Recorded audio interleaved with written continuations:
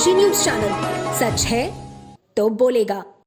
प्रयागराज महाकुंभ के पलट प्रवाह के कारण विंध्याचल में श्रद्धालुओं की भीड़ में कोई कमी नहीं आ रही है।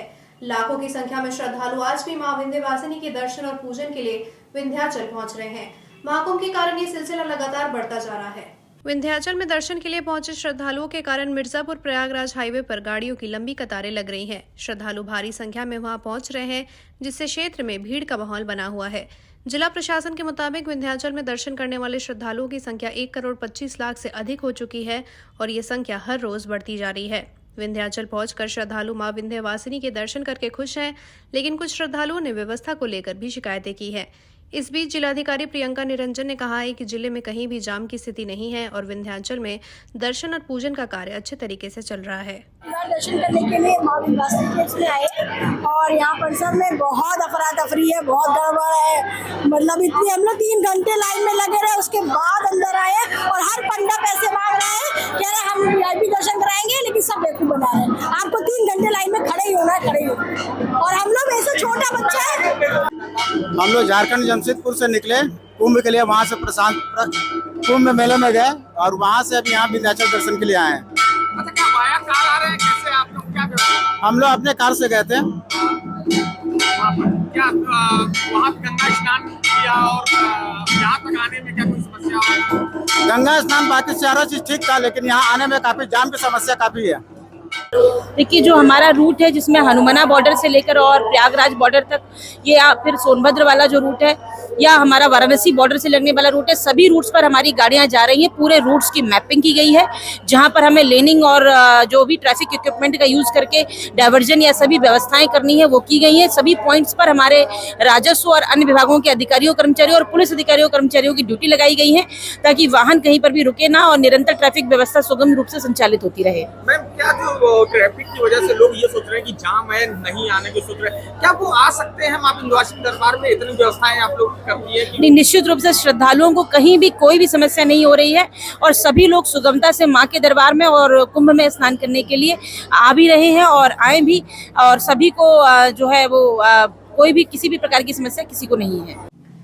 त्योहारों और शादियों के सीजन के साथ साथ महाकुंभ का आयोजन भी जारी है। ऐसे में कई लोग बाहर के खाद्य पदार्थों और पेय पदार्थों पर निर्भर रहते हैं, लेकिन अधिकतर लोग ये ध्यान नहीं देते कि बाजार में बिक रहे खाद्य और पेय पदार्थ एक्सपायर तो नहीं हो गए हैं। इसको लेकर खाद्य विभाग का अलर्ट मोड में आना जरूरी होता है, जो अक्सर किसी शिकायत पर ही जागता है।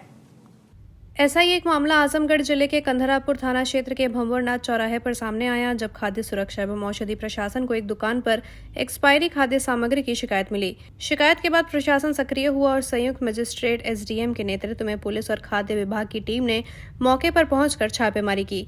इस कार्रवाई में बड़ी मात्रा में एक्सपायरी कोल्ड ड्रिंक्स और अन्य पेय पदार्थ बरामद हुए। संयुक्त मजिस्ट्रेट ने बताया कि राधिका स्वीट एंड बेकर्स पर जो खाद्य पदार्थ बेचे जा रहे थे वे एक्सपायर हो चुके थे। इसके अलावा फ्रूट्स और मिठाइयों के सैंपल भी लिए गए हैं।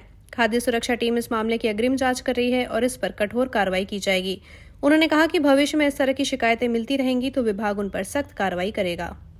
आज भंवरनाथ चौराहे पे स्थित राधिका स्वीट्स की जो शॉप है, उसके बारे में एक शिकायतकर्ता के द्वारा ये शिकायत दी गई थी कि यहाँ पर एक्सपायरी सामान बेचा जा रहा है, कोल्ड ड्रिंक्स वगैरह और बाकी खाद्य सामग्री। तो उसको लेकर तुरंत खाद्य सुरक्षा की टीम और पुलिस दोनों को सूचना दी गई।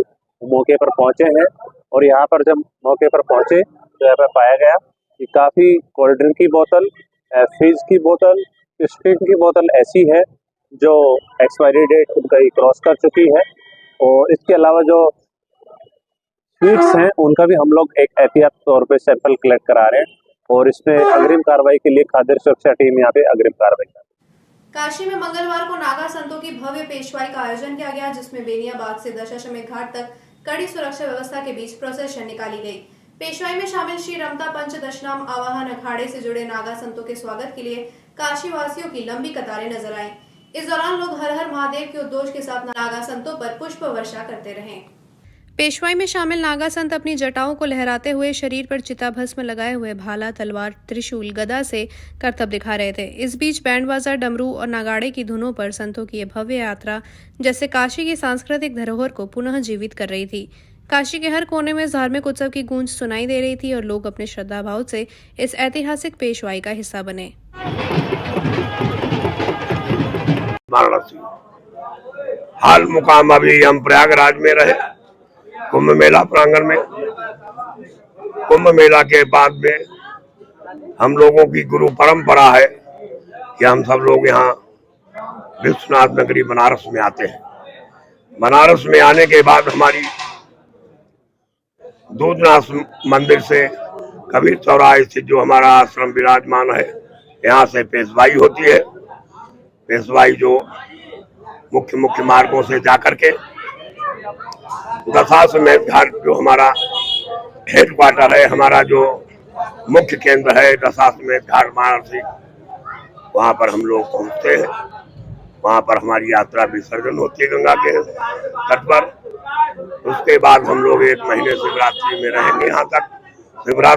शिवरात्रि में हमारा शाही दर्शन, शाही जुलूस ये सब निकलता है। काशी हिंदू विश्वविद्यालय के महिला अध्ययन एवं विकास केंद्र द्वारा कृष्णा सोबती की जन्मशती पर आयोजित 3 दिवसीय अंतर्राष्ट्रीय संगोष्ठी के दूसरे दिन विभिन्न सत्रों में महत्वपूर्ण विचार विमर्श हुआ। इस संगोष्ठी में साहित्य और स्त्री विषयक मुद्दों पर देश विदेश के विद्वानों ने अपनी राय साझा की। संगोष्ठी के पहले सत्र में आख्यान का स्त्रीत्व, प्रारंभिक उपन्यासों में स्त्री जीवन विषय पर डॉक्टर अब्दुल समी ने अपनी बात रखी। उन्होंने उर्दू साहित्यकार कुर्तुल नैदर के उपन्यासों का उल्लेख करते हुए कहा कि उनकी रचनाओं में औरत के तवाइफ रूप को इंसानियत के नजरिए से देखने की कोशिश की गई है। प्रोफेसर योजना रावत ने अमृता प्रीतम के बारे में बात करते हुए बताया कि उन्होंने प्रेम को शाश्वत जीवन मूल्य के रूप में प्रस्तुत किया और विभाजन की त्रासदी को अपनी रचनाओं में गहरे तरीके से उकेरा। बीएचयू के बांग्ला विभाग के अध्यक्ष डॉक्टर सुमिता चटर्जी ने स्त्री स्वतंत्रता पर आधारित 3 प्रमुख उपन्यासों आशापूर्णा देवी के प्रतिश्रुति, सुवर्णलता और बकुल कथा का उल्लेख करते हुए कहा कि ये उपन्यास स्त्री स्वतंत्रता के 3 अलग अलग दौर को दर्शाते हैं। इस सत्र का संचालन डॉक्टर सत्यप्रकाश सिंह ने किया। संगोष्ठी के दूसरे सत्र में विभिन्न शोधकर्ताओं ने अपने प्रपत्र प्रस्तुत किए जो भारतीय साहित्य और स्त्री के सवालों पर गहरे विचारों को उजागर करते हैं। संगोष्ठी में professor Baliraj Pandey, professor Vashishtha Dwivedi, professor Manoj Kumar Singh, Shri Ujjwal Bhattacharya, doctor Kingson Patel, doctor Sumita Chatterjee, doctor Prabhat Kumar Mishra और अन्य कई शोधार्थियों और विद्यार्थियों की उपस्थिति रही। महाकुंभ के पलट प्रवाह के चलते काशी में यात्री और श्रद्धालुओं की भारी भीड़ लगातार बढ़ रही है। इसको ध्यान में रखते हुए वाराणसी कैंट रेलवे स्टेशन पर सुरक्षा और यात्री सुविधाओं के कड़े इंतजाम किए गए हैं। स्टेशन प्रशासन ने सर्कुलेटिंग एरिया को विशेष रूप से यात्री और श्रद्धालुओं के लिए चिकित्सा सुविधाओं से लैस किया है। सर्कुलेटिंग एरिया में तैनात डॉक्टर ने बताया कि हम यात्रियों और श्रद्धालुओं को चिकित्सा सहायता प्रदान कर रहे हैं। अगर किसी को चक्कर आना, बीपी लो होना, बुखार या मौसमी बीमारियां हो रही हैं तो उन्हें तत्काल दवाएं दी जा रही हैं। हम प्लेटफॉर्मों पर भी जा रहे हैं और जरूरत पड़ने पर ट्रेन में जाकर भी चिकित्सा सहायता उपलब्ध करा रहे हैं। यदि किसी को इमरजेंसी सहायता की आवश्यकता होती है तो हम उन्हें अस्पताल भेजते हैं। डॉक्टर ने बताया कि हर दिन करीब 1 से 1.5 लाख यात्री वाराणसी कैंट स्टेशन पर पहुंच रहे हैं और इनमें से 100 से 150 लोग प्रतिदिन चिकित्सा उपचार के लिए आते हैं। स्टेशन प्रशासन की ओर से इन यात्रियों का इलाज किया जा रहा है ताकि उनका सफर सुरक्षित और आरामदायक हो सके। रिस्पॉन्स इन द सेंस कि आपको जितने भी यहाँ पे आ रहे हैं सारे लोग को यहाँ पे इलाज हो रहा है। प्लस क्या है कि कितने लोग हैं जो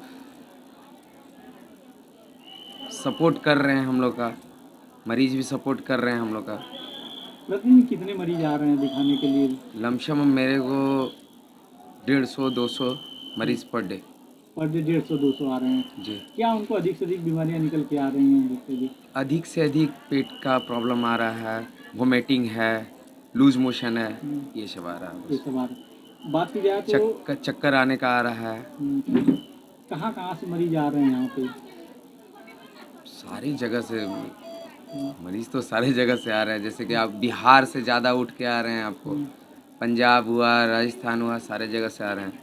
सारी जगह से आ रहे हैं, आप लोग इलाज कर रहे हैं जी। आप लोग किस तरह जा उनको स्टेशन पे जा रहे हैं, वहाँ से ला रहे हैं, इलाज कर रहे हैं? स्टेशन से यहाँ तो कर रहा है, स्टेशन पे जाके मैं इलाज कर रहा हूँ वहाँ स्टेशन पे जाके। यहाँ तक कि हार्ट अटैक का पेशेंट, जहाँ तक भीड़ में दबा हुआ पेशेंट, हार्ट अटैक का, चक्कर का, ऐसे मरीज ज़्यादा आ रहे हैं जी। क्या अपील करना चाहेंगे? ज़्यादा से ज़्यादा यहाँ पे भीड़ हो रही है, लोगों से क्या अपील करना चाहेंगे अपनी सेहत को लेकर? लोग कैसा क्या रखें?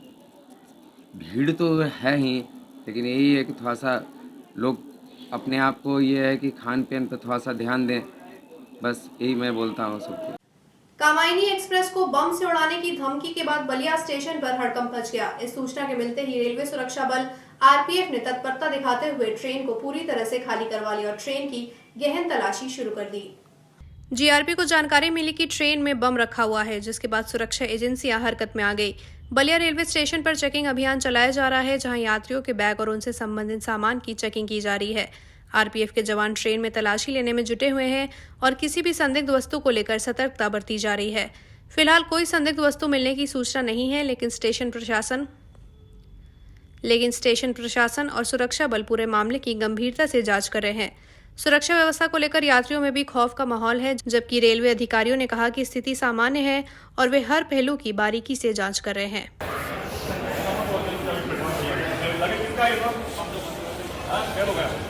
मिला था सर। देखिए, कंट्रोल रूम प्रयागराज से ये सूचना आई थी। इस सूचना पे हम लोगों ने बलिया डिस्ट्रिक्ट पुलिस द्वारा जीआरपी और आरपीएफ बलिया के द्वारा कोऑर्डिनेशन बना के हम लोग मौके पर पहुंचे और ट्रेन को यार्ड में पहुंचाया गया और विधिवत इसकी चेकिंग की गई है। हम लोग HHMD और इत्यादि जो भी इक्विपमेंट्स उनके साथ यहाँ पर मुस्तैदी से यहाँ पर आए थे, इसको प्रॉपर चेक कर लिया गया है।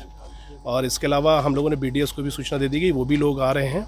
तो अभी तक ऐसी कोई सूचना ऐसी कोई दिक्कत नहीं है। हम लोगों ने प्रॉपर इसको चेक करा लिया है। फिर भी एहतियातन हम लोग और प्रयास कर रहे हैं कि इसको प्रॉपर चेक करा लिया जाए। तो क्या ये ट्रेन मुंबई जाने के लिए तैयार थी?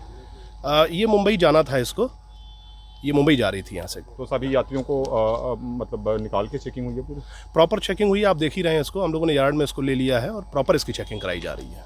बढ़ती असाध्य और गंभीर बीमारियों के मद्देनजर अब किसानों को रासायनिक खेती का त्याग कर गोवंश आधारित जैविक खेती अपनाने की आवश्यकता है। ये बयान जिला पंचायत अध्यक्ष पूनम मौर्य ने मंगलवार को हरहुआ विकास खंड के घमापुर गांव में आयोजित जैविक किसान मेला में दिया।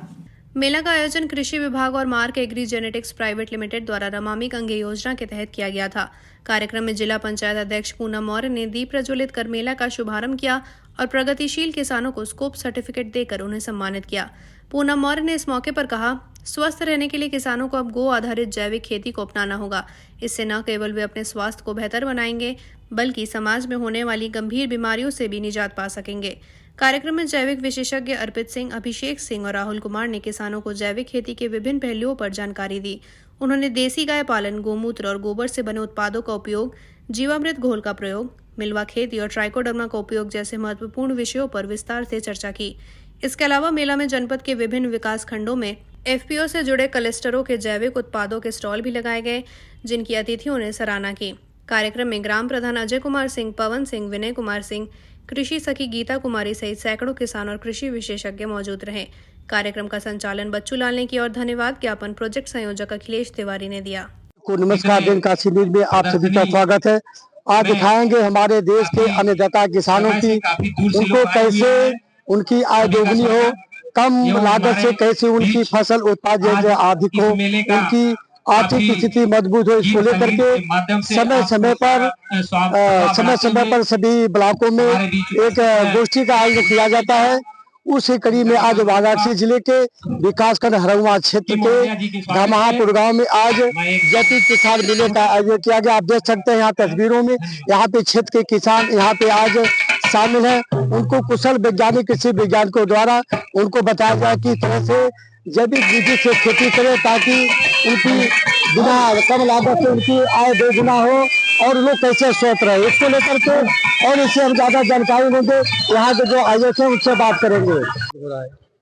आज हरहुआ ब्लॉक में जैविक किसान मेले का आयोजन हुआ है और यह जैविक किसान मेला यहाँ पे आयोजन इसलिए हुआ है ताकि हमारे जो किसान भाई बहन जैविक खेती की ओर बढ़े, क्योंकि जैविक खेती हमारे लिए इस समय बहुत ही जरूरी हो गया है। क्योंकि हमारे जो धरती है, हमारे संसाधन है और स्वास्थ्य है, इन तीनों पे इस समय गहरा जो है संकट आ पड़ा है।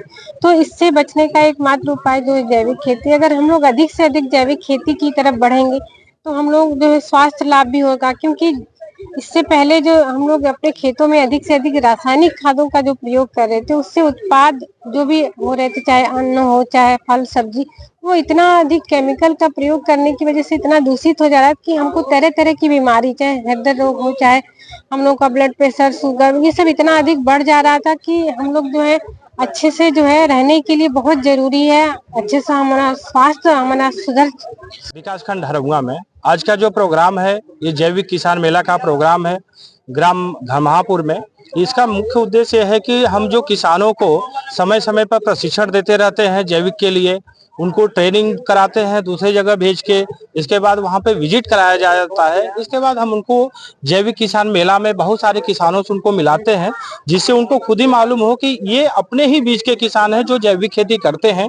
इसके लिए जीवामृत बनाकर, बीजामृत बनाकर, कीटनाशक दवा के लिए जो है निमास्त्र बनाकर इनका जो इस्तेमाल खेतों में करते हैं। उसके बाद इन किसानों को एफपीओ से भी जोड़ा गया है।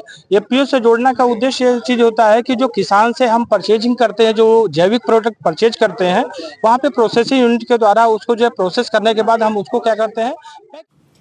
वाराणसी के प्रसिद्ध दशाश्वमेध घाट पर स्नान करने के लिए नागा साधुओं और संतों का रेला उमड़ पड़ा।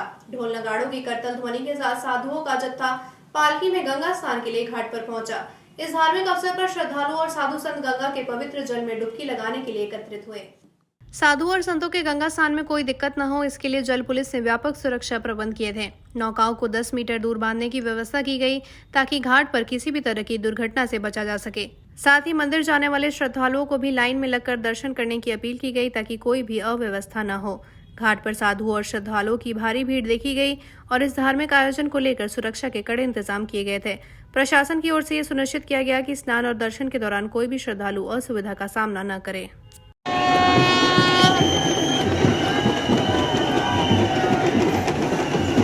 सोनभद्र के कर्मा थाना क्षेत्र के पगिया रोड डिलाही के पास मंगलवार को प्रयागराज से वापस आ रही त्रिवेणी एक्सप्रेस में अचानक आग लग गई। आग लगने से ट्रेन में अफरा तफरी का माहौल बन गया, लेकिन समय रहते ही आग पर काबू पा लिया गया और किसी प्रकार की जनहानि नहीं हुई। यात्रियों के मुताबिक आग पहले लूसा के पास लगी थी, लेकिन वहां पर त्वरित कार्रवाई कर आग पर काबू पा लिया गया। इसके बाद डिलाही के पास फिर से आग लग गई, जिससे यात्रियों में घबराहट फैल गई। घटना के बाद सभी यात्री ट्रेन से उतर गए और कुछ यात्री तो बस से अपनी यात्रा जारी रखने के लिए निकल गए। हालांकि ट्रेन की समय रहते हुए सही देखभाल और आग पर नियंत्रण के कारण कोई बड़ा हादसा टल गया। घटना के बाद ट्रेन को फिर से अपने गंतव्य की ओर रवाना किया गया और यात्रियों की सुरक्षा सुनिश्चित की गई।